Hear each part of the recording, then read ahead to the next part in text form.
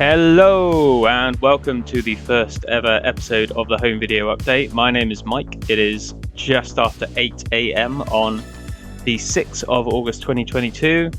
And so I wanted to start a podcast. And as a big podcast listener, I wanted to try something new and add something to get my voice back out there from when I used to have a YouTube channel and a few other things. I thought podcasting might be the easiest way of doing this. So why now? Why this week? Well, because this week the world of home media, considering this is a home media podcast, has gone a bit crazy. So this is going to be a bit loose form. I do have talking points. I do have a plan for this first episode, but this first episode is just a episode 0, shall we call it, to see how we're doing. I've got a black coffee that is cooling down. I'm just opening a can of, what is it called? Rubicon Raw Energy Raspberry and Blueberry, which has more sugar in than I actually drink in anything. So you never drink your calories, obviously, but it's early. I've been up since 5 a.m. and I want to keep this thing going. So I'm giving myself some energy as much as I can. So I'm going to start with what I've been watching this week. Last night I watched Prey on Disney Plus. It's available on Disney Plus in UK. I know it's Hulu in most other territories. This is what I wanted to start the podcast for right now, is because we live in the world of 2022 where streaming is becoming more prevalent. Obviously, the COVID pandemic and everything else made cinemas change and made things change for the way people watch and consume media and content. I know a lot of people that will be listening to this have been collectors of media going way back, from things like Super 8 35mm to Super 16, and then Beta, VHS, DVD, 4K, Laserdisc. But there have been ways to watch your favorite movies at home in varying qualities, in varying styles. And now we live in the streaming future. Everyone has fast broadband, everyone has ways of watching these things. The quality is getting better in most cases. Sometimes it's worse. Paramount Plus, I didn't last much past the 7-day preview period because nothing was in 4K.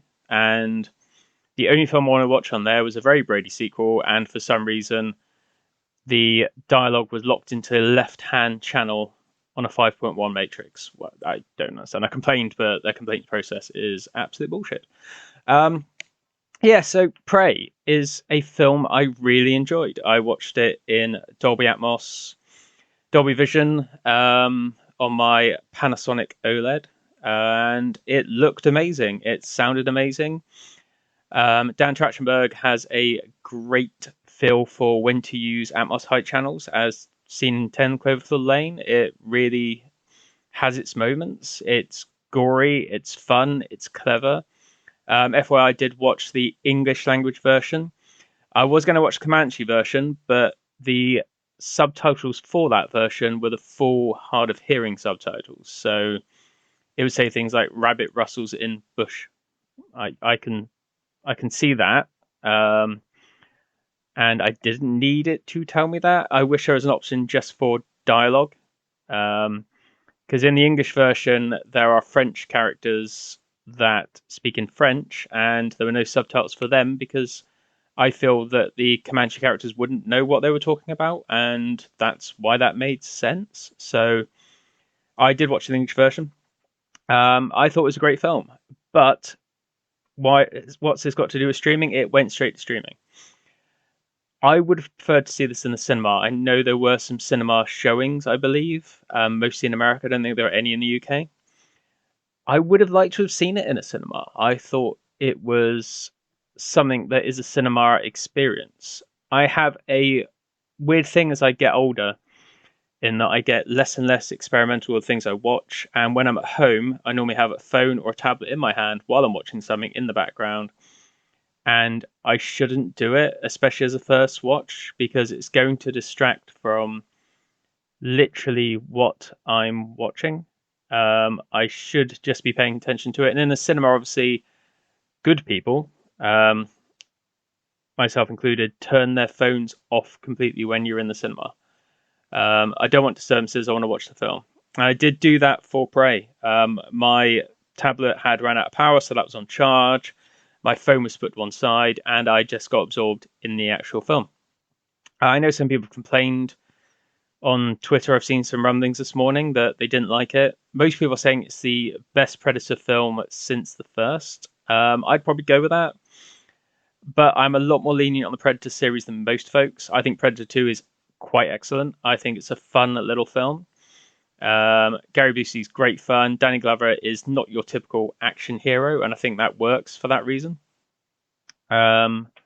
Obviously, Bill Paxton is in it also, which is, where he gets his thing of being killed by an alien, a predator, a Terminator, and that's kind of cool. Predators, I think, is also great. Nimrod Antal did a really good job with that, and I wish he got a sequel. It's a shame he couldn't get Arnie to appear for this. I know Arnie always people always want to get Arnie in their Predator sequel. Obviously, Gary Busey was meant to be Arnie in the original script in Predator 2. He was meant to turn up at the end of Predators. In The Predator, he was meant to come out at the end. Now, The Predator, as a Shane Black mega fan, was disappointing. It starts off quite well. I don't like the stereotypical Tourette's character trope. I think that's flawed. And the really, really, really clever autistic kid that can solve everything. It's just tropey as hell. And I don't know what Shane Black was doing because he's a smarter writer than that. But Prey does elevate the series back up. It is fun. It is clever. It's inventive. It has the right nods. It has the right feel for a Predator film. I like the redesigned Predator. I know it's got a name. I can't think of what the name for the new Predator is. But it's kind of cool. It looks good. The weapons are inventive. The kills are inventive. It's genuinely a fun Saturday night movie. And I think worth watching. If you're on the fence and if you have a streaming platform that actually you're able to watch Prey on, I would say watch it. I think it's an excellent, fun Saturday night movie. I think most of the rumblings online from the people, I think it's legitimate for you to not like something. But a lot of things, especially you see online that get signal boosted, are because people think that, oh, it's a girl who's, the lead protagonist, and how dare they, and oh, it's woke. It's just pathetic. Just to let everyone know straight out there in this first episode 0, I don't go for that shit. Representation matters. People matter. The only people in this world I don't like are assholes because you've chosen to be that way. Anyone else born the way they are, that's who you are, and just don't be an asshole. That's my rule. But yeah, Prey. It looked really good. I had to because it is summer in the UK, and even at 6 p.m. as I started to watch it, it was quite sunny. My living room is a bit of a light trap. I did have to change it to Dolby Vision Vivid on my TV because some of the dark scenes I just couldn't see. I don't normally mess with it. I normally just leave it on Dolby Vision Dark, which is the most color accurate setting on the TV for Dolby Vision content. But my God, you couldn't see anything. So there were some scenes where it did help having it in Vivid. I don't tend to mess with settings. I leave everything in my calibrated normal HDR, SDR settings. And then if Dolby Vision takes over because it thinks it knows better, then I just leave it to it. Same with HDR10, just leave it to it. But yeah, I think it looked good. I say the Atmos is actually quite well used for once. I think he knows how to use a soundtrack and how to hire a sound mixer that knows what they're doing, which is quite rare nowadays. I think soundtracks have gotten progressively worse since multi-channel came out in the 90s, but this is something we'll cover on here, I think, quite a few times. So yeah, I saw Prey on Disney Plus. I think it's worth watching. In the cinema, I saw The Living Daylights. That current 2022 film, Timothy Dalton's The Living Daylights. Dalton is my favorite Bond by a long, long, long way. He only got to do 2 films, which I think is really sad. I had seen Living Daylights in the cinema before. I think it was in a weird Butlins like showing at some holiday camp, maybe a year or 2 years after, because I think the same time we saw Back to the Future Part 2 and Who Framed Roger Rabbit. So I think it's like an older print that was lying around, or one of them was an older print, and it was just like films you can show to kids. I don't know why you're showing the kids Living Daylights, but probably because they developed good taste. It's yeah, I went to see it because I wanted to see it on the big screen again. I haven't watched any of the Bond re-releases that they're showing at the moment. I wanted to see Living Daylights and License to Kill. I had tickets booked for both of them, and I only saw the Living Daylights. So why did I back out after seeing Living Daylights and didn't see License to Kill? Well, Living Daylights was the old Lowry master. That includes the day for night scene that is completely the wrong color. All the audio changes in the 5.1 mix they made, where some of the ADR and some of the soundstage dialogue is completely wrong. The mix is completely screwed up. When I got back from the cinema, having thoroughly enjoyed the movie because it's great, I did sit down with the 3 Laserdiscs I have. I've got 2 Japanese ones and 1 American one, and a 35mm copy of the soundtrack that I have. Not the score, the actual audio soundtrack. And listened to those scenes that I thought sounded really weird in the cinema. And sure enough, they are not the same. So it just goes to show that if you've only listened to the Blu-rays or anything from the Ultimate Editions on, you will probably not notice any different. But I sat there thinking, that sounds terrible. And sure enough, it did. The colors were drab. It looked really, really, really lifeless. There was a little bit of color in some of the scenes, especially when it gets into Afghanistan later on in the movie, but there was nothing there. It held me through because it's the Living Daylights and I love the Living Daylights. It's the best crossover from the harder edge Bond that Dalton brought and the gadget silliness of the previous Bonds, especially sort of more later Roger Moore. I know a lot of people at the time said it was too self-serious, that Bond had, in the AIDS landscape, gone sort of one woman, which isn't true when you watch the movie. Especially in License to Kill. He's juggling more than one woman in that, but hey. Yeah, it's a shame because I'm pretty sure. Now, I didn't get to see these, but it was around 2012, 2013. VUE in the UK, who's a cinema chain run by Virgin, they had what they advertised as 4K new remasters of all of the Bond movies. Now, from what I could piece together at the time, these were brand new scans of all the movies. Because if you know the history of the Lowry box set, and I'm sure someone like Downfall, I can't speak today. Downfall Idealistic Crusader on YouTube / Captain Solo, other places. He is the authority on this. I think I know quite a bit about original audio mixes, but compared to him, I know absolutely nothing. He is the be all and end all as far as I'm concerned. He just knows this stuff. Shout out to his YouTube channel. It is really good and it goes in depth like you wouldn't believe.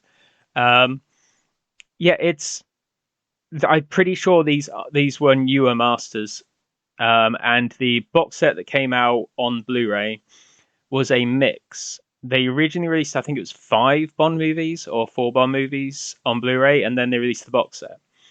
These were a mix because they had to go back and rescan some. I think Moonraker was one of the ones they rescanned that weren't Lowry. Spy Love Me as well. Spy Love Me actually looks pretty darn good in its 4K version.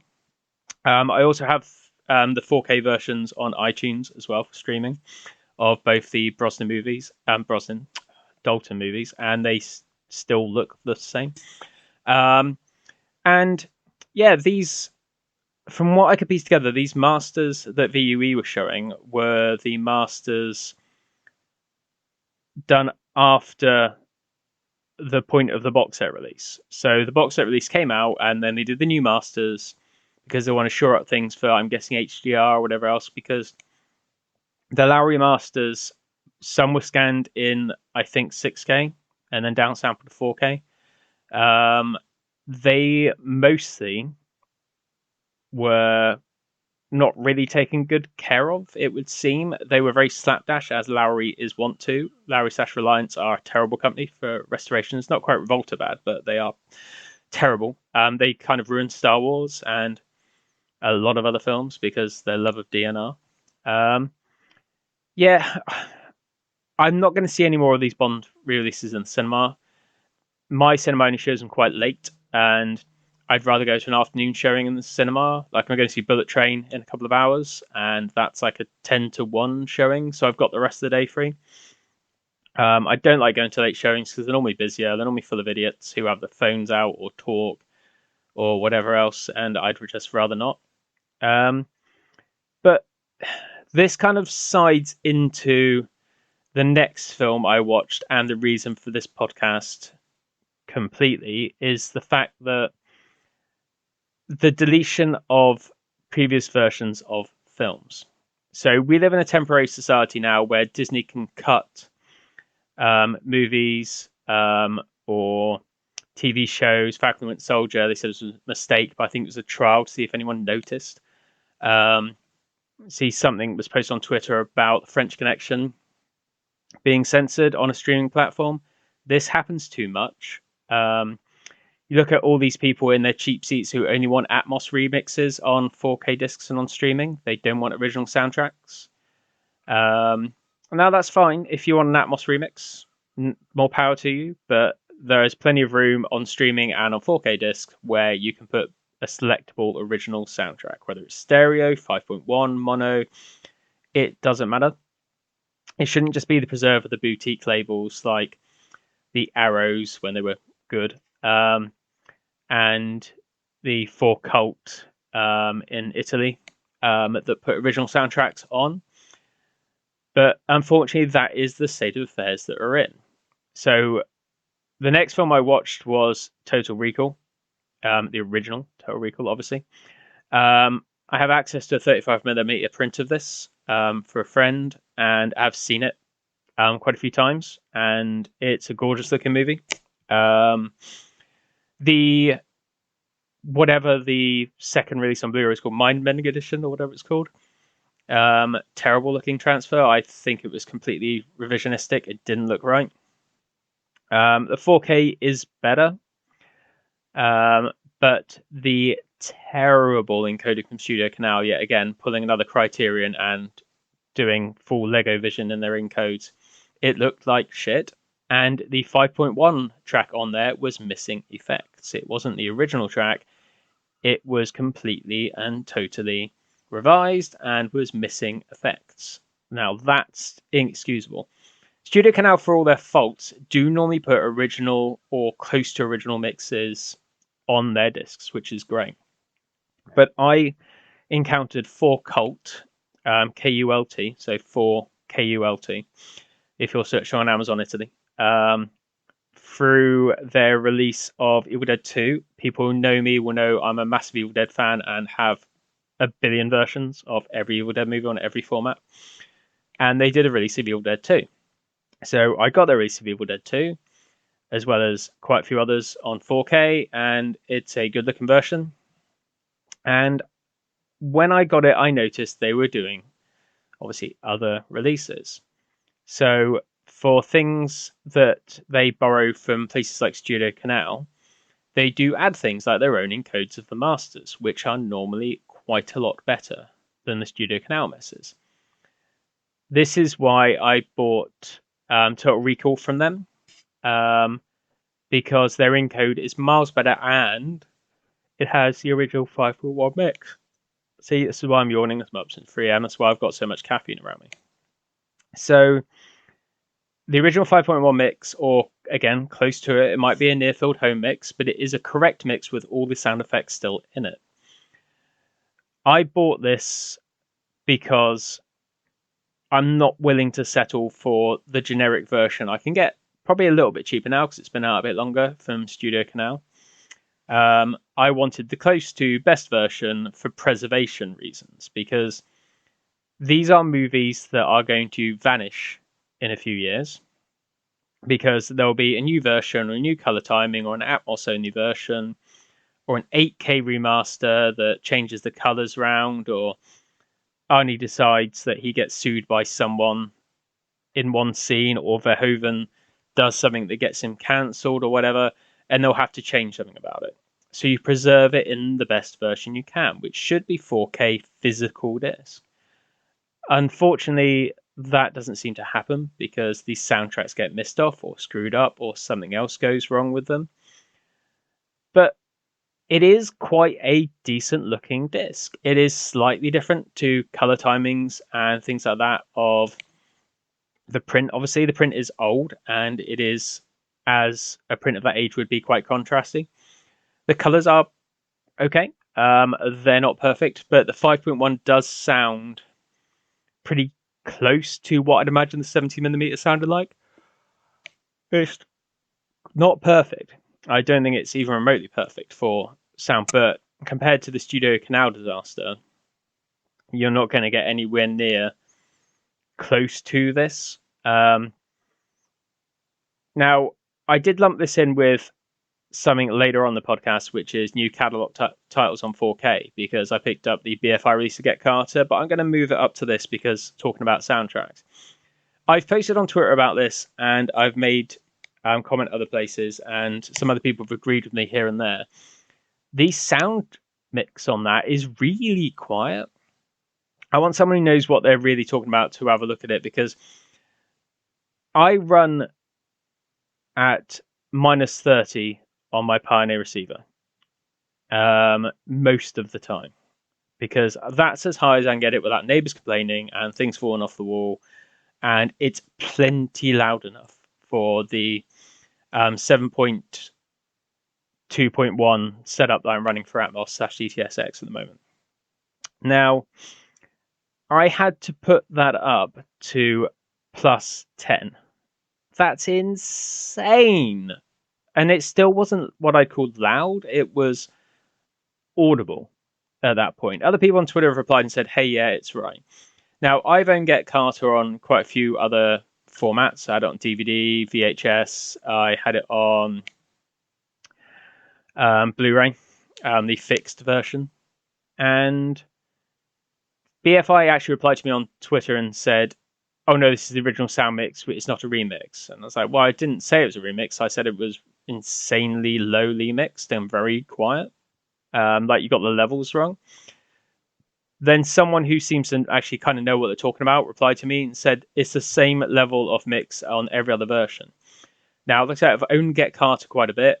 I've watched it quite a bit. I don't ever remember having to crank it up like it was a Disney Atmos 4K title where they're worried about blowing someone's speakers up because they've got a soundbar from a supermarket.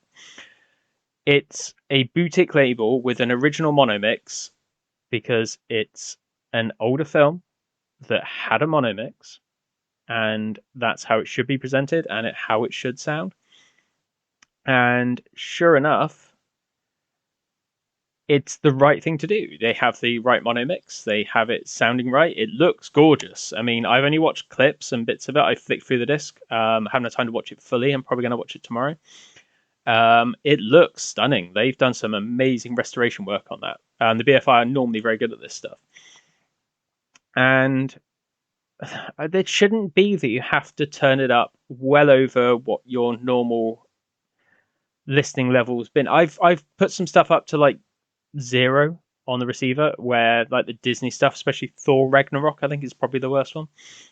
To go up past that is crazy, because if the menus mix louder, or you have to press stop on something, or something else still focus on the TV set because of an HDMI conflict or something, you know, the cat accidentally steps on the PlayStation controller and turns on the PlayStation, and CEC kicks in and flips your HDMI over. That suddenly you're deaf, or you blow a speaker or something. It's not right, and I don't know if it is just me and my chain, but I'm quite savvy with my chain. I know what the receiver can do. I know what the TV can do. It doesn't seem right in the slightest. There's something definitely going wrong. Now, I can live with it. I can turn it up. It doesn't sound like it's peaking anything or distorting anything, putting it up so loud. It doesn't sound like it's been compressed from what I can tell. So I only watched a few clips. But if all these boutique labels, and they are smaller indie sort of things, not Arrow anymore, they're owned by the Hut Group, which is one of the biggest companies in the UK/universe. And they are not small fries or boutique anymore. Same as Criterion. They are, Sony pays for a lot of that with the mastering and all this other stuff. So they all should do better, especially for the price they pay. Back when they were smaller independents, I get paying more because the work they have to put in. But when they license stuff from big companies, that costs a fee. I understand that. They have certain elements they have to use or elements they borrow from places. I understand that. I understand the logistics of it. But I don't understand paying more for worse quality, which seems to be the Criterion thing. I don't understand standing any company in the world ever. They are companies. They are there to take your money. Some do nice things, and some release great looking and sounding discs. But look at the quality control on Arrow 4K titles, especially. They've had, 80% recall rate? Without getting to places like Screen Factory, who have to be yelled at until they decide that, oh yeah, it is a bit faulty, we'll do a recall, sorry. On most of their discs. And even the Halloween discs with talking about compression nightmares, my fucking god. Just terrible. And that new box set they're putting out, they want $40 per title. No. No matter what your deal is, I'd rather just buy them from someone like Lionsgate or Paramount, whoever's putting out the Miramax backlog now. Just subpar encoding, crap artwork, and people just seem to buy them for the collectability of the slipcases and the posters and the bragging rights of having a first edition with a poster and a slipcase. Who cares? It's cardboard. Now, physical media, I get the whole thing. This whole thing is about physical media. I have my Laserdiscs on display because they look nice, because the artwork is great. I collect movie posters. I get the physicality of media collecting, but it's a cardboard slipcase.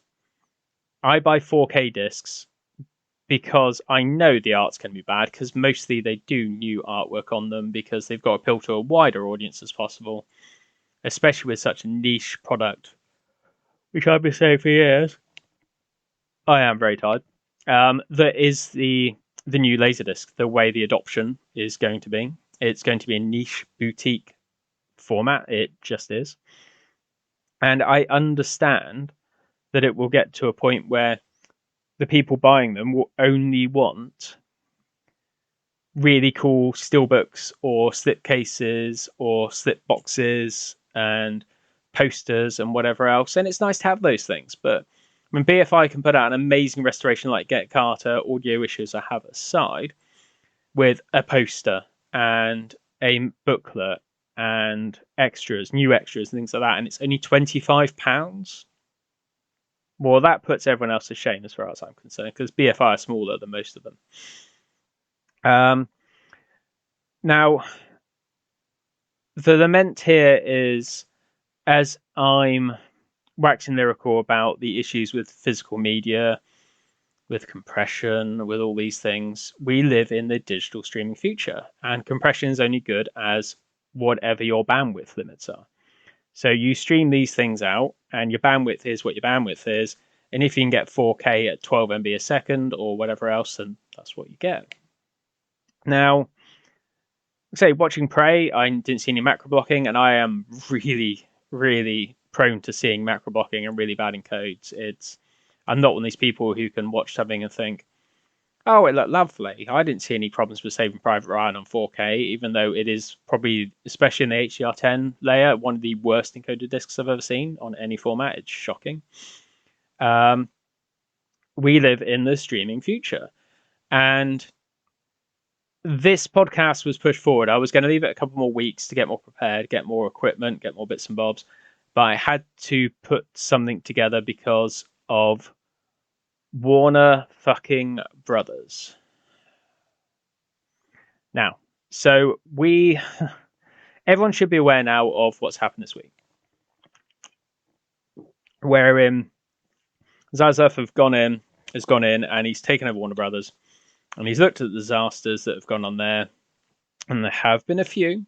I mean, just without even focusing on the DC stuff, their decision to put everything on HBO Max really hurt their bottom line during the COVID pandemic. And obviously, Thomas E. Cruise has come along and shown everyone that holding your movie for 3-4 years really paid dividends, because he's made all the money in the world with Top Gun Maverick, quite rightly so. It's an excellent movie.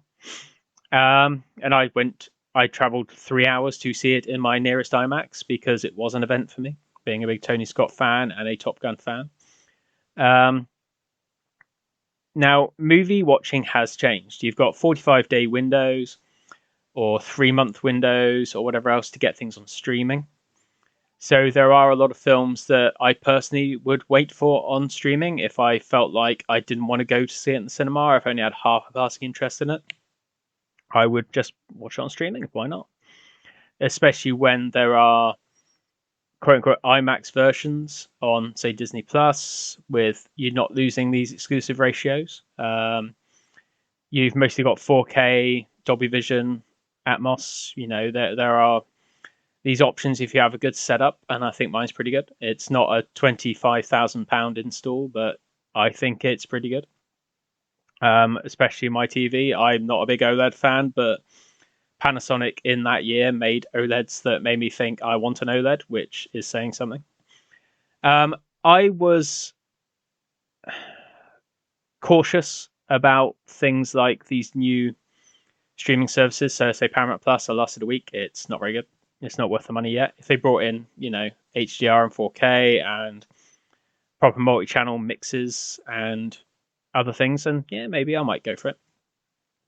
HBO Max we don't get over here because Sky have a stronger hold on the Warner Brothers properties at the moment. But HBO Max did look appealing. They did have more on there that I'd want to see. The problem comes with, I think, the money they poured into things at Warner Brothers and didn't get returns through HBO Max. They didn't get returns from things like Dune. Don't really count. Dune didn't make money like Villeneuve's previous film, Blade Runner 2049, didn't make money. It made cachet. It made a difference because people took notice, critical acclaim. People wanted more of it. So Sony / Warner Brothers put money into Blade Runner, and they were happy with the return because they made money on the back end, and they made plaudits on the back end. It got them noticed for the right reasons. So that makes sense. With Dune, same thing. I mean, you wouldn't have thought they were going to go into a second film with the box office the way it started out. It did make okay money. It didn't flop. I think a lot of people think things flop if they don't make $1 billion. That's not how that works, even with Hollywood accounting. But they're making the second film, which is great because it's a prestige movie. It might be a $200 million prestige movie, but it's a prestige movie nonetheless. It's not going to make Top Gun money, but it's not got a wide appeal or a built-in brand like that has. Dune has always been esoteric, no matter how many billions of people have read the book or how many hundreds of millions of people have seen, Children Dune or the David Lynch Dune and things like that. Talking of Arrow 4K recalls, I got my replacement disc in the post and it's still in its little box because I just haven't got around to opening it. I got set aside a day to watch Dune, sat down, watched it, and I was like, oh, it doesn't work. I'll send off the disc, and that was months ago. But yeah, so Warner Brothers were pushing out with a new DC initiative. It was all hinged around The Flash and what I assume is going to be Flashpoint, where they will change the universe for the one they wanted. I think that's why they're backing the Flash and Ezra Miller so much. They being a grooming, insane person nonetheless. Let's not go down that rabbit hole of insanity because no thank you. Talking of people who are arseholes, they might be mentally ill anyway. But yeah, so I think it's hinged around that because I think the reason that Ben Affleck is in that movie is because it originally starts off with the Justice League continuity, and then things change through Barry messing around and causing Flashpoint, where Keaton becomes Batman. And that's why he's in Batgirl, because that was where that was coming after it, and it was going to be part of the continuity. And now they're refilming Aquaman 2 and one of the other films that signed up to put Ben Affleck and maybe Michael Keaton in that as well, because you haven't got Batgirl anymore because they've decided to kill it. Now, this hasn't really happened before. Things get written off to tax, movies do, but not big, massive blockbusters like this. This was a $60 to $90 million movie that was being turned into a $100+ million movie because they're going to move it to streaming to theatrical in some territories. It had directors who just got praised for their work on the first and last episode of Ms. Marvel. They directed the pre-COVID hit Bad Boys for Life, aka Bad Boys 3, that I thought was visually interesting but massively flawed and not a great movie.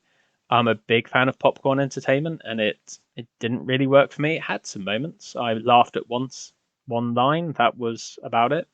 Looked good. It looked like a Michael Bay movie, which is what you go for.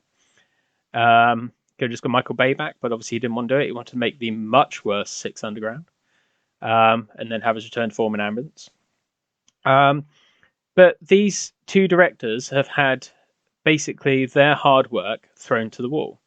Now, the original line about this was it was testing poorly, but further investigation shows it had one test screening that was marked as fair to good, which isn't bad for an unfinished effects movie with scenes that were still left to be reshot. Fair to good is a good starting point because one tier above that is good to excellent. So it wasn't about bad screenings. Now, there is some scuttlebutt on the internet of Zaslav not liking female characters. He was a Trump supporter. He gave to Trump. He has made comments in the past about that could be construed as misogynistic, whether he is or isn't. I don't know. Don't know the guy. Don't really want to know him because he cancelled Batgirl. Now, this may also, speculation says, lead to them not making the Supergirl movie. Supergirl's obviously going to be in The Flash. So if they move away from female-led stuff, and they could say that Wonder Woman 1984 underperformed, even though it was, a COVID movie. It's the last film I saw in the cinema before COVID, and I quite enjoyed it. I haven't seen it since. I imagine I'll probably fall in line with more people afterwards because I saw it in the cinema, and that kind of suits me away normally. I've got the 4K disc. I should put it in at some point and watch it again. The DC universe is in trouble, obviously. They've had more misses than hits. Shazam going up against Endgame was stupid. Shazam 2 Fury of the Gods is going to get moved, apparently, because coming out the same week as Avatar is just fucking insane. I mean, as much as I'm not the biggest fan of Avatar, even though we're in like 4 versions of it on Blu-ray, you can't deny the fact that the brand recognition and the people want to see. I think a lot of people on the internet have written off Avatar, and I'm not one of these people that thinks Cameron can't miss. I think he can. I just think financially, even if people think it's going to be shit or they don't want to see it, they'll see it just to see if it's going to be a car crash or not.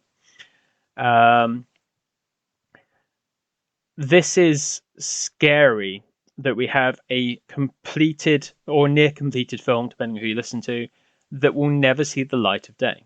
Now, people say, it might be released later on with this, that, but if they write off to tax, they legally can't release it anywhere on any format because it's written off. That's what that means. You cannot release it again somewhere else because you decide that, hey, it's the 50th anniversary of Batgirl, we could release it. I wanted to see that movie. I'm a big Keaton Batman fan. Keaton is my favorite Batman. Obviously, Flash I was more interested in before the stuff about Ezra Miller being literally insane came out. Now I'm not so sure. I'll probably see it for Keaton if I see it for anyone at all, and Affleck, because I like Affleck. But they're saying they want a 10-year plan now for their, their plan for the DCEU.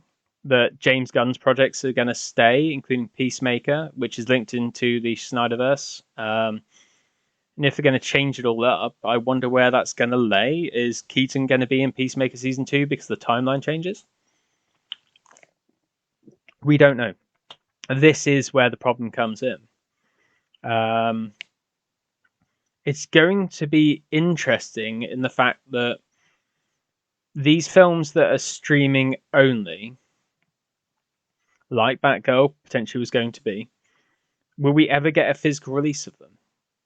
So this highlights something that this is odd because the film's disappeared before it's come out. We didn't get a chance to see anything of it, not even a trailer. We've seen some behind the scenes filming photos. Leslie Grace put a picture up I think yesterday of her and Keaton in suit, which looks amazing. His new redesigned suit that looks halfway between Batman and Batman Returns, which is really cool.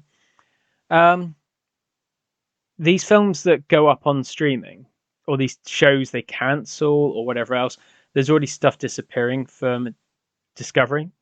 HBO Max. It is going to be HBO Max / Discovery now, with a horrible infographic that women watch certain things and men watch certain other things, which is kind of scary and misogynistic and really weird. We're in a place where, if Zaslav is right and it was poor quality, which is what he's saying out, he didn't believe in it, fine. But how many movies, and I know this from being on Twitter, and I don't like the term guilty pleasure because I'm not guilty for liking these things. I don't feel guilty. I like what I like. These films that are derided or people say are absolute shit or they flop or whatever else, that I can still own. I own 3 versions of Johnny Mnemonic on Blu-ray. I'm going to buy Johnny Mnemonic black and white because I like Johnny Mnemonic. I think it's great fun. I can see that it's deeply flawed. The acting's terrible. The staging's not very good. It's pretty unfinished considering they fired the director. There are issues around it. My favorite superhero movies, and there are some, and if I did a top 10, there would be some DC EU and some Marvel Cinematic Universe in there because there are some good films there. I do like them. I'm not elitist. I'm not these people think, oh, fuck Marvel. I like all the Marvel movies. Eternals was boring, but very ambitious and quite pretty in places. Ragnarok was a lot of people standing around. Not Ragnarok. Love and Thunder. There's a lot of people standing around in rooms. It didn't really work. There were some visually interesting things. It just seemed like they should have thought more or taken longer during COVID. There were issues here and there. I like Doctor Strange, Multiverse of Madness, but I am a huge Sam Raimi fan, obviously, with the Evil Dead fascination. There are reasons why I own Tank Girl on Blu-ray. There are reasons why I own different copies of all these quote-unquote bad films, these films that flop. I'm staring at the moment at 2 posters side to side, one of Blade Runner 2049 and one of Plunkett and McLean. The Jake Scott, son of Ridley Scott, Highwayman movie with Robert Carlyle, Johnny Miller, and Liv Tyler. Those two don't go together. One was critically acclaimed and kind of flopped, and one completely flopped, and no one liked but me. Now, that's fine, but I own Plunkett McLean on DVD and Blu-ray. The Blu-ray is shit, but it's better than nothing. Now, things that are streaming only movies. So, The Grey Man, for example. I know a lot of people didn't like The Grey Man. I thought it was a fun little stupid popcorn action movie, which is what I expect when I go see Bullet Train later. I want to disengage my brain and think, ooh, that was fun, or that was cool, or that guy got beat up well good. Sometimes I don't want the cerebral entertainment. I like Transformers movies. They are stupidly fun, apart from the last one. I don't care if something's a bit cheesy. But will I ever be able to buy The Grey Man on a 4K disc and keep it forever? Probably not. I can't buy discs of The Mandalorian Season 1. I can't buy Obi-Wan collection in 4K HDR. This is Star Wars. This stuff prints money. There's no reason why I couldn't do it apart from the fact they want subscriber numbers. Because they've got not just one sale in a 2 for £20 offer on 4K disc. They've got £20 every month because you want to watch Andor, or you want to watch Ms. Marvel, or you want to watch She-Hulk, or whatever else the next property is. You want to watch what was on that Warner Brothers Discovery thing? It was like the 90 Day Fiance universe. I mean, yeah, that's up with the DC universe. What the fuck? But that's what makes the money. People want to go on and watch all this stuff. They recently had a sale on, and I think it was a mistake because it was only up for a couple of hours, on Amazon Prime, where they did tons of TV series where the first season, not episode, season, were 10p. I bought the first season of Bewitched, now it's colorized, which is a shame, for 10p. 10 whole English pence. I'm happy with just spending 10p and watching a shitty colorized version of Bewitched because, do you know what? Most of it still holds up. It's a bit dated in places, especially the first episode, where he teaches tells Samantha Reese she's got to be a good housewife and she's got to cook and keep house and she can't be a witch. Yeah, all right, mate. I don't mind the idea of having some things streaming. There are some things I'd rather buy a $3.99 or $2.99 sale version of on iTunes, for example, and watch on my Fire TV stick. Because I can, Bill and Ted's Bogus Journey. There is no 4K version of that. There's a SDR 4K version on iTunes I bought for £3.99, and I can watch it in 4K if I want to. If it's the best way of watching something, that's fine. If it's the only way of watching something in perpetuity, that's an issue. They're talking back to Shane Black. There was a TV show pilot he did for Amazon. Try and think of the name of that. Shane Black pilot is a Western. Let's have a look. Edge the Loner. There you go. Edge the Loner. Watch Edge the Loner on Amazon Prime. So I will accept cookies. This was done for Amazon Prime as a pilot for their whatever it was called. They had a pilot program where they would try and make seasons out of something. So Edge the Loner, 1 hour, 2 minutes, November the 5th, 2015. It was on Amazon only because it was their pilot. This video is unavailable to watch. It's their pilot. Shane Black wrote and directed this thing, and you cannot watch it because Amazon took it down. It's absolutely insane. I missed it because I thought, I'll watch it eventually. Because I knew it would always be on Amazon because it's an Amazon product. Why would it not still be on Amazon for the rest of forever?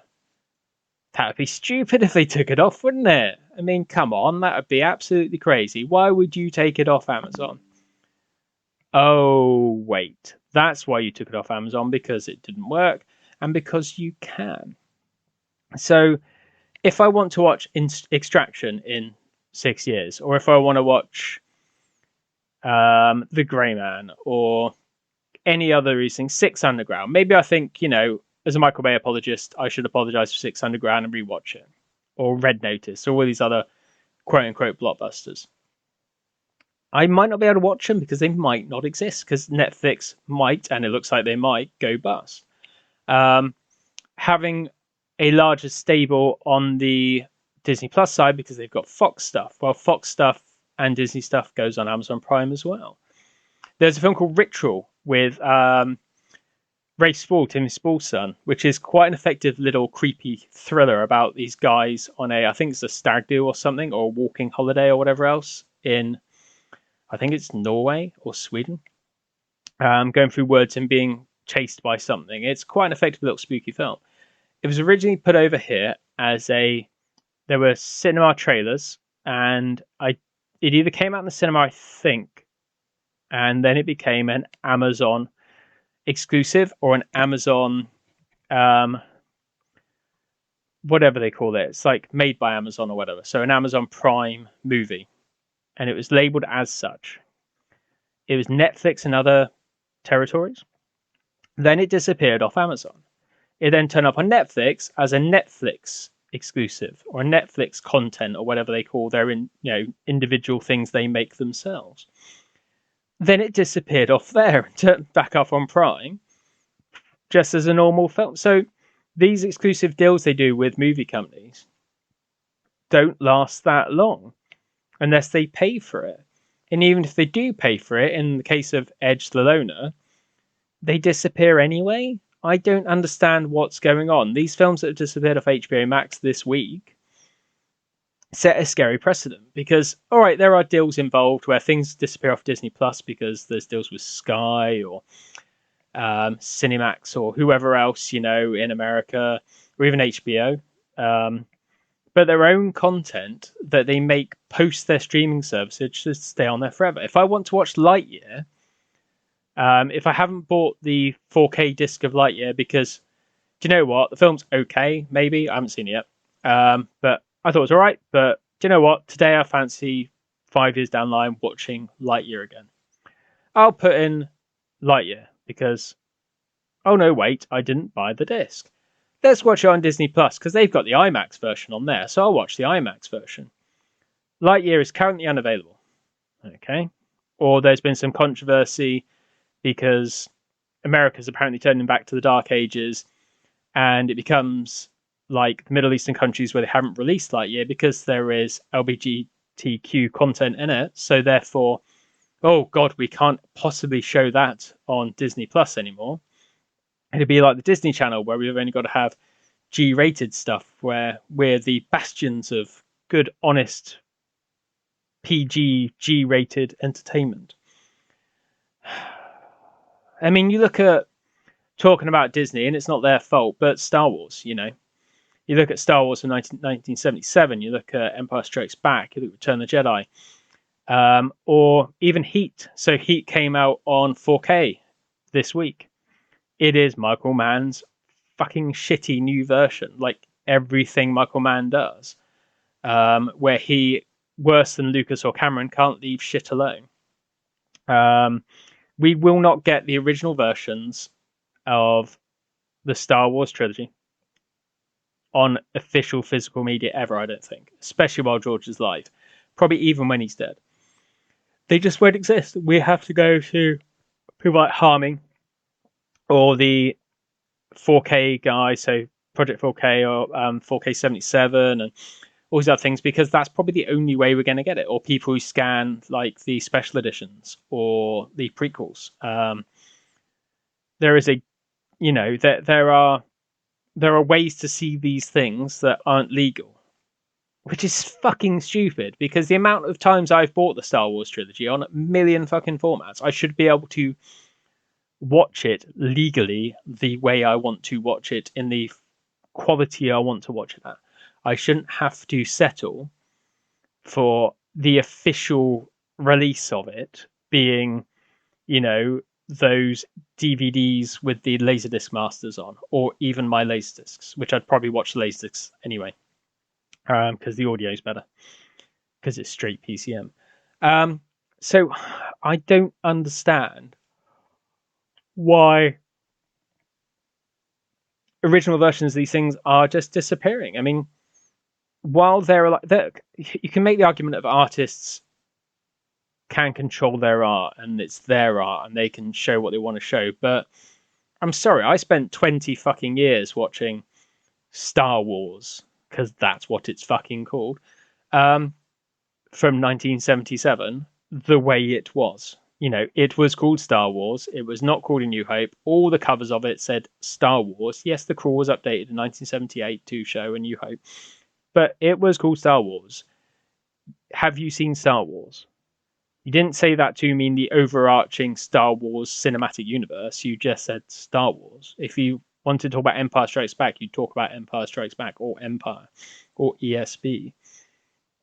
This is something that is getting worse. So Heat has the terrible dynamically compressed 5.1 audio mix and the redone till color timing that man loves so much that he ruined my favorite film of all time, Thief, with. The Criterion version is fucking terrible. I own it because I own every version of Thief, pretty much. But he did it back on Laserdisc, did the director's edition of Thief, which was redone with the scene put back in and some other trims. Then he redid it again for the Criterion edition. Same with Manhunter, he's done like 4 versions. He can't leave well alone. I need to stop yawning. I need to drink more of this Rubicon Raw energy drink.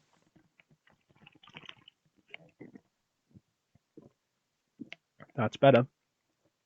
He can't leave well alone. And you got people who, I'm not going to name names, but of the YouTubers, people know who they are, who think they know what they're talking about because they have these 20 grand fucking setups or more, where people like LG, who shell out everything to everyone, send them 84-inch fucking OLEDs to hang on their walls. They think they know what they're talking about. They get formats wrong and they say that, oh, it's digitally acquired. No, it fucking wasn't. It was 70mm or it was Super 16 or Super 35 or whatever else it was shot on. They don't do the research. And even that, you can tell how something was filmed. You can tell film stock quite a lot of the times if it's a good transfer. Heat's been fucked. I mean, I've got the iTunes version because it was on sale. If I want to watch in HDR and 4K, I'll probably watch that. I'm not going to buy the disc unless it's fire saled somewhere, which most Fox discs normally are, to be fair. I got Speed very cheap. Speed's great, though. Speed's fucking amazing. The sound mix is amazing. The transfer's fucking great. I'm not one of these people who's an idiot who thinks that specs are the problem, that he looks quote unquote too dark because it's on a 66 gig Blu-ray. That's fucking stupid. You get people like Fidelity in Motion, they can encode a 7-hour film onto a 25 gig Blu-ray. It's about putting the bits in the right places. It's not about having a sustained peak of 90 megabits per second. That's not how that works. Heat looks the way it does and sounds the way it does. And there are people who say it sounds better than it's ever sounded and it's the best. No. The cinema version is an insanely, and going back to 90s sound mixes, it's insanely good sound mix. The Laserdisc is pretty close, if not the exact same sound mix, in its 5.1 version. The PCM version's fucking great as well, actually. There is a Korean DVD that I used to have that was full frame and full rate DTS that had the original sound mix, and I wish I never got rid of it because I can't find it anywhere else. It might be bootlegged, but it was insanely well mixed, insanely loud. It sounded like the full uncompressed, like original mix, like really gorgeous. Then Warner Brothers put it out on Blu-ray, and it was nerfed a little bit. It was dynamically compressed because people got into these sound bars or sound bases or whatever else. Then Michael Mann's Director's Edition came out, and it was compressed even more. It was tealified. The contrast was really low. I don't know why he does these things. I think he's just getting old because his new stuff doesn't look like it, which is the weird thing. It's like Public Enemies or Collateral don't look like Heat. It's not like he's pulling a Ridley Scott and going back to make things look like he makes things look now, so they don't look dated. It's not about that. It's really strange. Man's a weird guy. He casts Ansel Elgort in things, despite the fact he's pretty much cancelled. I need to watch Tokyo Vice, actually. I don't like Ansel, but I'll watch it for the fact it's meant to be good, and it's Michael Mann actually doing something good for once. I liked Luck, his racehorse TV show. That was pretty good. But yeah, these versions are getting lost to time. We're lost a whole movie this week in Batgirl. We're probably never going to see that unless it leaks in unfinished form. That movie's gone. We will probably never see Batgirl ever. That's fucking depressing. I really wanted to see that movie. Good or not, just to see Keaton. I'd stand out for Keaton. I would just like fangirled all over the place because the minute Keaton walked on the screen, and it probably would have had the Elfman, it would have been. I'd been properly just like squirming in my seat waiting for that moment. I would have been so hyped. And I'll probably do the same in The Flash, just because it's Keaton. But all these versions of these films are disappearing. Look at the 4K preservation of Blade Runner. We've got the final cut, which I don't like the final cut. The colors are wrong. It's not the original version of any kind. It's got scenes filmed when that was made. It hasn't got the original sound mix, even original to the final cut.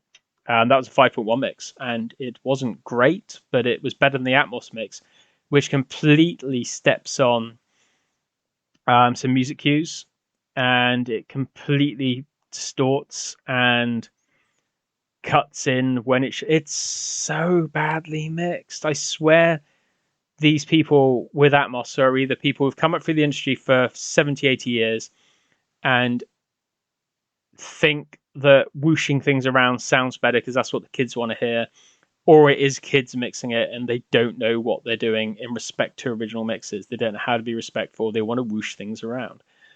And Vangelis, who gives a shit? Especially now he's dead, he's not going to say anything. Let's just piss all over his fucking his score because who cares? No, no. We've losing these original versions. There was a big thing on that forum that we'll go and mention that it seemed to be the required thing was, say Warner Brothers is putting out The Lost Boys. Cool. The Lost Boys will have, probably knowing Warner Brothers, a pretty decent transfer. It shouldn't be Macro Block City. It should look pretty good. It won't be too revisionist normally from Warner Brothers, despite what people think about the Matrix discs. It should be okay in theory. But they've only put Atmos on. That means I'm going to have to rip the Laserdisc or find the Laserdisc audio, put the PCM back on, or the 5.1 from an earlier version because it's probably 70mm blow up track or close to it. The accepted norm seems to be we've got to make our own discs or rip our own and have hard drives full of stuff. Now, I've got hard drives full of stuff. I've done it myself. Back before Disney Plus put these IMAX versions out, I'd buy the 3D versions of the Marvel movies, rip one of the eyes off the disc, and upscale it to 4K myself and watch it that way because I didn't always have a 3D TV. And my 3D TV, now my 4K one, became my bedroom TV when I got my OLED. So those versions, again, lost to time. If you haven't got a working 3D TV now, I've got one that works, but it's not great. It's an active Sony. It's a bit crosstalky.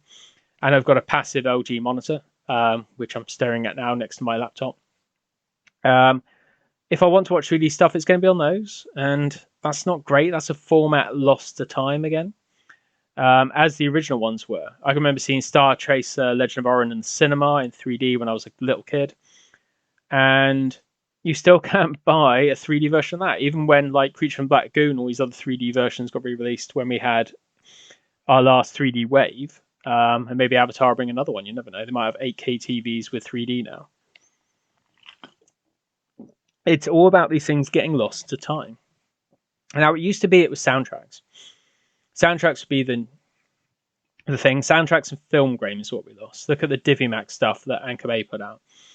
Garbage. DNR'd with brand new 5.1 DTS audio, brand new Dolby EX 7.1 audio, 6.1 DTS ES. Great, it was mono. You know, Halloween was mono. Evil Dead 2 was mono. You can have these shitty little remixes all you want. No problem with it. You have a remix. You have a Oro 3D, DTSX, Atmos remix. Fine.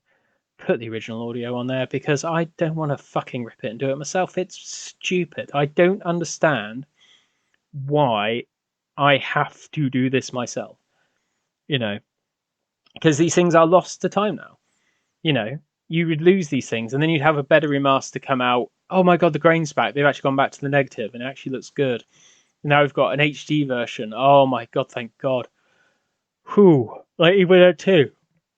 I had the DiviMax version, which was terrible. Then you had the first Blu-ray version, which again was smothered in DNR without original audio, and it's just, oh god, it's terrible. Now I own a million versions of it, which are great. You know, I mean, Evil Dead 2 wasn't restored as well as Evil Dead 1.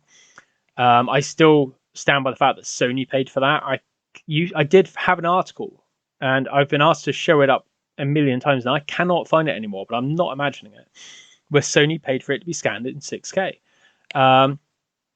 And that was a 16mm movie, and it's gorgeous, absolutely gorgeous on 4K, on Blu-ray. It just looks good, which goes to show source doesn't matter. But you had to wait for these versions to come out, and then you get one that's worthy of preservation. So I don't think we're going to go much further than, if we get 8K physical media, I'll be fucking shocked.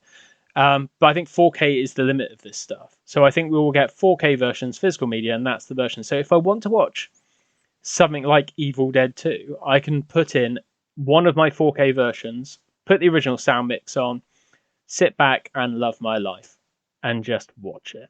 And that can be something I can watch until I'm 60, 70 years old, as long as I've got a player that works. And considering I've got like 3 or 4 Laserdisc players that are, you know, now what, 30 plus years old, and they're still fine. I'm sure even with less quality components, one of my 4K players will still work, or I can find something with a 4K player on somewhere. You know, I still have VHSs, even though I haven't got a working VHS player at the moment, that I'm sure will play. They're not rotted, they're fine. I have some Laserdiscs with laser rot.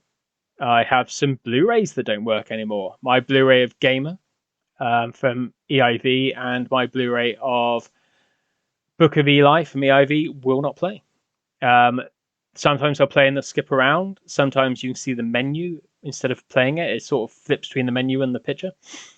So physical media isn't beyond, you know, things going wrong. But you shouldn't have to settle for a worse version or a revisionist version. It should be the original version of these things that shouldn't disappear. And now we've got, like I say, movies disappearing. I think Batgirl is going to be the teetering edge of this stuff. I think Batgirl's the beginning of a bad thing, because I think we'll get more of this. I think we will get things like, you know, if the Grey Man 2 or the Grey Man spin-off or these things don't hit, Red Notice 2, they don't hit in the way Netflix likes. Netflix cancels things like nobody's business. So what's stopping them cancelling it and then deleting it? You know, Bright, with all the stuff around Will Smith and David Ayer and all these other things. I mean, they back people like Chris Rock, and they back people like Dave Chappelle and Ricky Gervais and all these people who spout hate and anti-trans stuff and all this other stuff, but they won't back filmmakers. You know, the stuff disappearing. This shouldn't be a thing. It should be preserved forever. And it shouldn't be the preserve of these people who sell these. I mean, you Google, if you want to Google Mandalorian Season 1 4K or Blu-ray, people sell them, like real dodgy sites. If I put into Chrome right now, Mandalorian Blu-ray, I can weirdly go on Amazon, because there's an Amazon link here. Mandalorian Season 1 and 2 on DVD. They are not official releases, but they're being sold on Amazon right now. Collector's Edition Season 1 and 2, 6 disc. They're not that Disney don't release this. They're being sold on Amazon right now, which is fucking insane. But I can't see this site. There is a site that sells, here you go, buy DVDs is what the site's called. Mandalorian Season 1 on DVD, £16.95. They're not official. These are really dodgy. But they've basically made their own box sets. I mean, here we've got Star Trek Discovery, you've got Greyhound, these things that are streaming only. That they've made their own special, versions of, because you can never buy them.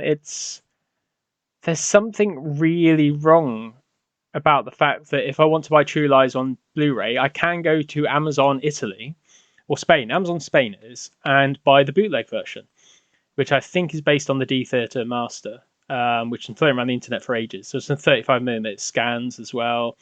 There's a new HDTV version. There's an open matte version as well, the newest scan, with the 5.1 mix either from the D Theatre or the DVD or the Laserdisc or even the Cinema DTS. I've got the Cinema DTS of True Lies synced to the D Theatre version if I want to watch it.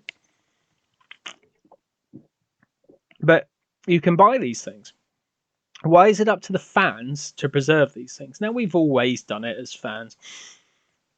We've had bootlegs of, all these things. Star Wars Holiday Special, the Roger Corman Fantastic Four movie, And that's fine. And they become these MacGuffins that sit out in the world, and we think, oh my God, they're amazing. Oh my God, look at this. Oh, no one's ever going to believe this. Oh, wow. We shouldn't have to do this. However, we seem to do this because that's, if Zaslav wants to say that, Scoob, Holiday Haunt, and Batgirl, we don't believe in them, that means that every single film that Warner Brothers puts out from this point, they believe in. So if any of them are a disaster, or any of them talk about if they're racist, or they're sexist, or the box office is terrible, or they're the worst reviewed movie ever made, they believed in those more than those two movies. What does that say as a company? I'd rather they take big swings and massive misses. So I love John Carter. I think it's great. A lot of people think it's derivative. Of course it's derivative, because everything that came out from the original John Carter was stolen. Star Wars wouldn't exist without John Carter. And obviously, because Kurosawa films and stuff. Most sci-fi was based on John Carter of Mars. That's kind of a thing. The Princess of Mars and all that. It's based on that. So you can't make a John Carter movie. Andrew Stanton couldn't have made a John Carter movie without it sounding a little bit like a million other sci-fi films that have come since. That's kind of impossible. However, I still love John Carter. I can watch John Carter. I own it 2 copies on Blu-ray. I can sit down and watch John Carter in 3D or in 2D if I want to. It wasn't a good movie. It didn't make hardly any money, according to critics and audiences. Jack and Jill, that came out, I think, the same week, made all the money. And that's fucking terrible. But Disney still tried it. Look at Tron. They were still going to move forward with Tron 3 until they bought Marvel. And Lucasfilm. So once they bought those things, they realized that they had properties. They didn't have to use their own. So Tron got sidelined, and then we got things like Top Gun Maverick, which thank God we did. I'd still like to see Tron. I'd like to see them crawl on their hands and knees back to Kaczynski and say, hey, please can we have a Tron sequel because you made money, and we can say from the director of Top Gun Maverick, please. I'd love that. I think that'd be great. Yes, please. Because Disney are about sequelizing their stuff. look at the Pixar stuff. I haven't liked a single Pixar sequel apart from one scene in Incredibles 2, which was the fight with the raccoon. That was great. But that film was just not good. I own it on 4K because I got it for £1 whole, sealed from Curry's PC World. It's still sealed. It's really crazy, and I'm realizing how much I'm saying in this weird ramble cast thing that I'm doing because it's only me sitting down and no guest in this episode because it's my first trial of this. And I will say a lot, and I will sojourn and go off on lots of different tangents because as I want to do. But just because you don't believe in a film has never stopped anyone before. Warner Brothers put out fucking Jonah Hex, which is barely a theatrical length film. They put that out. I mean, seriously, they put that out. I mean,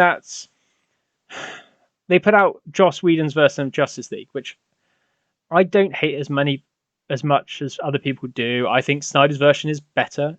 4 hours is over fucking indulgent. No superhero movie should be 4 hours long. It just shouldn't. If you wanted to split it into parts 1 and 2, like it originally was going to be, then you should have done that. You should have a conclusive end point and then start up for the sequel. It's too long. And Leto Joker is... I don't mind Leto Joker in Suicide Squad. I get the idea of it, I get the aesthetic. I don't think it's well done. I think Leto's a pedo scumbag, allegedly. Now that I'm putting this out in the world, I must say allegedly. Now, the stuff he filmed like in his like driveway or whatever else, and all these little additional bits, and the stuff that's come out since about the fact that he started the campaign, he paid for bots, he paid for these signs to go up because, of course, he fucking did. Who else had? Who out there who really hashtag release the Snyder Cut had $50,000 to put up a fucking sign on Hollywood Boulevard every single week? Are you fucking kidding me? No one's that rich or that stupid. Of course Snyder was fucking involved. I mean, anyone who thought he wasn't is just crazy. I mean, he went through personal tragedy and no one should have that. That's wrong. And Whedon is a whole other bag of abuse, allegedly. But to go to his stupid 4-hour version, fine, great. He got it out there. He got his version out. Fantastic. Everyone can shut the fuck up about it, even though they want to restore the Snyderverse now. But it didn't make the money they wanted to make. It's already been fire sold on 4K and on Blu-ray because no one bought it. Everyone watched it when it first came out, and because it's 4 hours, they'll watch it all the time. You got to set aside a day to watch that shit. You know, it's better, a lot better than Joss Whedon's version. His insistence on the quote-unquote IMAX aspect ratio is, yeah, I get it. I mean, I like IMAX stuff at home. All right, I haven't got an IMAX screen. My local IMAX has a 4x3 screen, but only a Xeon projector, even though it's a brand new install. So I only get 1.90 to 1 ratio. So when I saw June there, I only got 1.90 to 1, not 4 to 3. The nearest one to me is the BFI in London, but that's only got a Xenon projector. They are closed now and they are going to reopen, hopefully with laser and 12-channel sound, which would be amazing. It's the biggest screen in the UK. Sound like a PR thing there. But like No Time to Die, I could have gone to Birmingham to see it, which is like a 7-hour trip, which is the only way to see it in 4 to 3. Same with June, because they've got 4 to 3 and laser. But instead I went to London, saw it in laser, the only laser in London, and it was gorgeous, but it was 1.90 to 1, which is fine because it's the widest screen in the UK. Again, sounding like a plug. Now, I must put a little bit aside here to say that I am pretty much platform agnostic. As much as I play the fanboy on the internet and always used to, it's because I don't like fanboys and I always take the opposite side because I think that, oh, it's Dolby, it's perfect rhetoric is fucking bullshit. I do think a lot of the IMAX stuff has too much headroom and they just take the mats out, especially the digital stuff, and it doesn't work.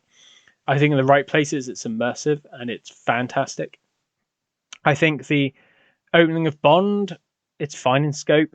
There are some scenes that look better in the IMAX version. I only saw it 1.9 out of 1. So I'm not sure if it looked even better or worse. I've seen some frame grabs of the full 4:3 version, full 70mm version, and it looked good.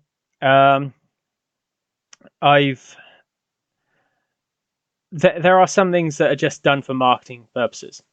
So like the Blade Runner 2049, for example, and Skyfall and the other Deacons stuff, where they just took the matte away and he graded it himself and just said, I don't want DMR. You can have the 4K matteless version, have that, project that. It's marketing. It's not really, experience in IMAX, it says on this poster in front of me. I didn't see it in IMAX. I saw it in scope. I saw it in Dolby Atmos in a place with a laser projector, but not a branded laser projector. It's just I think it's a Barco in that install. And it looked great, sounded great, fantastic, no problems there. I just think these people who say, hey, it looks better because it's Dolby, fuck off. It's the master or it's the metadata. Heat would look better if it was in Dolby Vision. No, it fucking wouldn't. It would just map to your screen better. A screen that needs Dolby tone mapping because it can't tone map its way out of a fucking paper bag, it needs Dolby. Fucking does. I mean, my Panasonic I bought especially because it has HDR10, 10 Plus, Dolby Vision, and HLG. It had all the formats at that time for HDR. And I've watched lots of discs with all those formats on. Well, I was part of HLG. And switched between them. And you know what? On my screen, the way it's calibrated, I don't see much of a difference. I really don't. The only time I've seen differences is like when watching Prey, when it was too fucking dark because the room was too bright. I occasionally put, like watching normal SDR TV, if the room's bright and I'm just watching normal TV, normal bog standard TV, I'll put THX bright room on the mode because it's too dark and you can't see an OLED in a bright room. That's just the technology. Putting Dolby Vision Vivid on helped. This is, again, like I said, about tangents, a weird tangent when we're talking about streaming and missing movies and stuff like that. But it does matter. The fact that people will call me out as a fanboy or a hater or whatever else. I've got all these things for a reason. I was a massive Dolby fan in the Laserdisc days because I had no access to any DTS stuff. It was only later I got into DTS Laserdiscs because later more receivers had DTS. And DTS back then was better bitrate, so therefore it was normally higher quality and normally straight cinema mixes. There are a few that were overcooked. I mean, look at Widescreen Review when they're bitching about it back in the day. But recently I just got not having an RF demodulator for so long for my Laserdisc players, I got a Sony processor that I've hooked in because it's the cheapest way to get one because demodulators are so fucking expensive. And you know what? It sounds great, and that's Dolby only. I spent money on that Dolby only piece of equipment, this antiquated Sony ES, which weren't cheap in the day. Processor, add-on processor that's hooked through my Laserdisc player into my Pioneer receiver. That's a lot of money and a lot of trouble for something if I'm a Dolby hater. I could have gone with a brand that doesn't support Dolby at all. I could have gone with Samsung. A lot of people go with Sony, and Sony is like, the bad version of Dolby Vision where it's player-led as opposed to TV-led. I think that's the way around it is. I don't care. I just want a good picture. And I don't want to lean on the Dolby Vision FEL layer because their HDR10 layer, like Sony Prior, is garbage. And it looks better with Dolby Vision because the layers got... Who gives a fuck? HDR10 version should be perfect. The Dolby Vision layer on top of it, FEL or MEL, whichever one it is, should just give you the metadata because if your TV can't tone map it, you need to be able to tone map it. It's going to blow out the highlights, or like LG stuff has the average brightness limiter set to a point where it dims the screen. Again, why I went Panasonic. because I had better picture quality than the LGs of that year by a long, long way. Plus all the formats. I wanted all the formats because I want all the formats. You know, if I want to watch a remixed thing or something new in Atmos, I've got Atmos. If I want to watch in DTSX, I've got DTSX. Normally, if it's a 5.1 mix and a recent one, let's say, so a film that's recently come out and is only a 5.1 mix, like Wrath of Man, I think was only a 5.1 mix. And what's the previous Guy Ritchie film?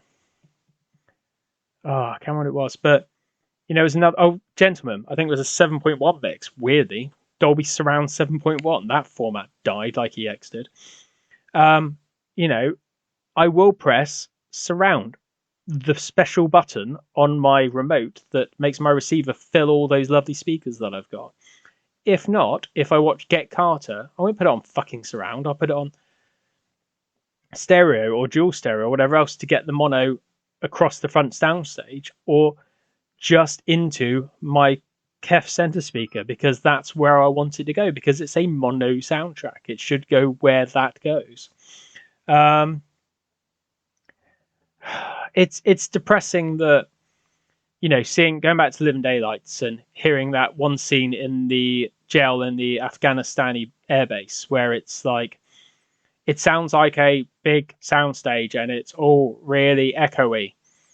And I'm like, God almighty, their sound mixers had a day off fucking then. But that's weird. I don't think it sounds like that. I've never heard it sound that echoey. Maybe it's just the way this auditorium's set up in this cinema, because my cinema's okay, that's local. It's about a mile away. But some of the screens are quite nice. It's got leather recliners. They've got good sound systems, you know. And then other ones are ratty old seats from when it opened in 1998, I think it was, 97, 98. And they haven't changed the seats. You know, they're really old and it's sticky and they're torn and they're horrible. And the sound's crap. And it was in one of those. So you think, oh, maybe it's just, you know, the old screen and it just looks and sounds a bit shit. But going back and listening to it again, you think, no. But that version might be lost to time because they put a stereo down mix like Shout do, of the 5.1 track, or, you know, other places have done accidentally. And you get all these things that are completely lost. See, I'm running over here. I wanted to make this first episode like an hour because I wanted to get on to, let's say, the new catalogue titles in Excited for on 4K, because I only really talk about the catalogue titles here and there, and I will occasionally reference some of the sort of newer stuff if it sort of piques my interest. And I was going to keep this under an hour, but already an hour 27 because I'm rambling like mad. And I still don't know if anyone's going to listen to this, so we'll have to wait and see. And based on feedback, obviously things can change and move around in the podcast. But if you talk about new stuff, I'm obviously excited for like Top Gun Maverick to see if it has actually got, as per the scuttlebutt, the IMAX scenes on the disc. I mean, it could do. I saw it in IMAX. It was only 1.90 to 1. I think one of these ones that actually worked. Because it was the right scenes and they were framed quite well. Event Horizon, I'm excited for. I've already got the 4K stream. I've had it for quite a while. I think it looks good. None of the geometry issues of the other Blu-rays that came out. That was one of the first films I saw in Dolby Digital. Because it's very hard to find a Dolby Digital install. I think the first one I saw was actually Batman Returns, weirdly enough.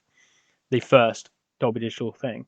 But one of the first things I can remember, there's probably a better way to say it's the first things I remember seeing in Dolby Digital where the sound mixing made a difference. Because I'd seen a lot more stuff before then. And I've seen multi-channel stuff. I saw Terminator 2 apparently in CDX, as far as my memory, CDS rather, my memory recalls. You know, you've got things like Friday the 13th coming out from Paramount, which I trust a lot more than people like Shit Factory. And the Star Trek movies. Look, as long as we get better masters and they're not covered in DNR and Undiscovered Country actually looks like a film, I'll be happy. Undiscovered Country being in scope, I'm happy. Because the original aspect ratio, I'm happy with that. It's a shame we've lost like the more open map version, but I've got the Laserdisc or whatever else if I want to watch it. I just don't want the DNR. The fact they're all 7.1 really annoys me because it's another one of these things I'm going to have to rip a Laserdisc and rip the 4K and have to put it on a hard drive, and there's only a finite amount of space to hear it how it actually should have been mixed. That's really annoying. 7.1 as well. That's stupid. This is their link to like Lowry and THX and all these things that it becomes a thing because THX championed 7.1 for so fucking long. It's like the Star Wars movies, there's 6.1 or whatever else, and it's just stupid. But my excited trousers went on because there was a link on Facebook from DVDstore.it for some more Eagle 4 Cult releases. Again, talking about Eagle 4 Cult, I think Eagle releasing, they're not perfect, they are a very cheap outfit, but the only version of Apocalypse Now I own on 4K is their version. Because instead of a box set, they put out each individual version. I only wanted the theatrical cut. I got the theatrical cut, and it has the original sound mix. Studio Canal, Lionsgate, any other mix on any other format, post, I think, the 5.1 Laserdisc, has not had the original sound mix. This has the original theatrical sound mix. And it has a whole disc on its own. It can breathe. It's better encoded. It sounds better. It looks better. And it was cheap. It has a nice slipcase if people like slipcases. But they are putting out Raw Deal, as Studio Canal also are. It's pretty much the same horrible, weird 80s porn artwork, as I call it. It looks really strange. Red and like teal blue don't go together. It looks really weird. Raw Deal is it's an okay film. I've got the Blu-ray. It's not one of his classics. It's not one I watch all the time. It's fine. But they are also releasing the steelbooks of Fright Night with its 4K version, which is great, which Sony are putting out currently only in America. They haven't talked about putting anywhere. I've got pre-order in for America. And their re-release of Bram Stoker's Dracula in the steelbook, which is, again, great. Because it's their new Dolby Vision Master with the original sound mix. Thank fuck for that. So I'm going to double dip on that, because hopefully, unlike the Ghostbusters mistake, it should have the original sound mix. I'm hoping. But they also have a steelbook of Highlander. Now, Highlander was originally talked about off and on with listings here and there from different like DVDstore.it or Amazon here or there in other countries. But we have a picture of a okay looking sort of poster art version of Highlander. I'm looking at the picture now, with a steelbook and a 4K plus Blu-ray. And Eagle have rights to this. They released the Blu-ray version, which is better encoded than the Studio Canal's version. No matter what twats say on the internet, it is better encoded. It's still not great. I mean, it's still better though. They are releasing it. Now, I am tempted. The thing with Eagle, you've got to know if you never bought any of the discs, if there is any dialogue in the film that isn't English, there won't be subtitles for it in English. There just won't. So you could buy First Blood, fine. There is no non-English dialogue in that. Rambo 2 and 3 have non-English dialogue, and there is no subtitles in English for those scenes. They are better encoded than the Studio Canal discs, but they are not worth buying if you don't speak Russian or Vietnamese. It's just pointless. Highlander is all English. There is no need to worry about buying that disc. So I am tempted just to jump straight on the Eagle version. I have already pre-ordered it. And I always say never pre-order, but it's Highlander. And it's Eagle. And I like the steelbook. So worst comes to worst, it's pretty cheap. I could just put another disc in the steelbook and not cry about it. I'm tempted to just go with Eagle. The scan that was done for the last remaster was 4K. I'm pretty sure it was SDR, so there might be some play in that. They might have done a new scan. Hopefully Revolta stay away from it, because they ruined Basic Instinct and they've ruined Red Sonja. They look weird. Like bright teal and green skies. It doesn't look human. It's really, really, really weird. I can get it with Red Sonja, people saying, oh, it's not Earth, or it's like a fantasy thing. The green skies, I can kind of deal with it. But Basic Instinct is Sam from fucking Cisco. I don't get it. But Highlander, I think, is a safe bet. Raw Deal, it probably will look better on the Eagle disc, and it probably will be cheaper. So Revolta and what's the other one? Havent something. I begins with an H. They're also a shit mastering house as well. I have no idea if it's going to be any better, any worse, or it's going to be remastered by anyone else. It's going to be a new master, but I think it's probably the way to go. I am hyped for that by a long, long way. I say I am buying less recently. I mean, Starship Troopers just came out with its remastered Dolby Vision version. Same with the Ghostbusters box set. I haven't bought either of those. I've got the original 4Ks. Even though they're light Canon grades, my OLED is not perfect. Don't let me say it like that, but it's it seems to be okay tone mapping them down.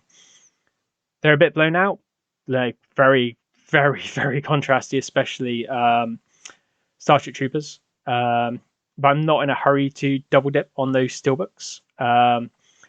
Same with Bridge on the River Kwai. I really, really, really should pick that up because number one, I love that movie. Absolutely love that movie. And they re-released it with the original soundtrack. So I do need to pick that up.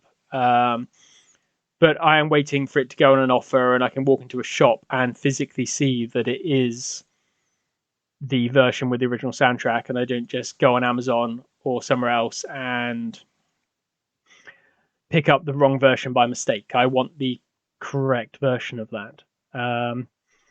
But yeah, so this I'm going to call ahead at 1 hour, 36 minutes and 54 seconds and say, I've gone through my list of what I want to talk about in this first installment. So yeah, like I say, this is a first try. I'm not going to be perfect. My equipment isn't perfect. It's a learning curve. I want to try and get some guests on so I can get a dialogue going rather than me just rambling and going off on tangents. Get a guest where I can email them a itinerary and say, hey, look, these are the talking points.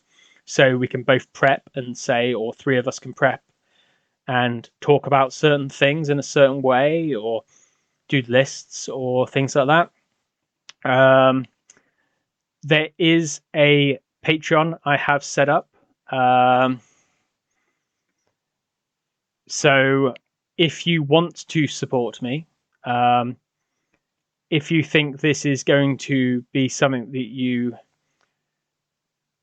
definitely want to, hear more of, or you think that this is something you want to support me with, or something that you think that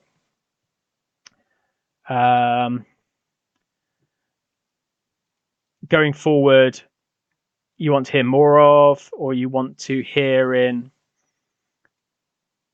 a different style, I'm open to feedback. I'm open to trying different things, or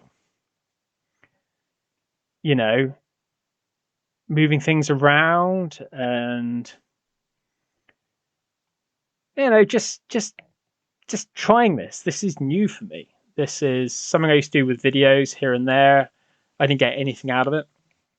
I certainly didn't make money from a YouTube content creation point of view.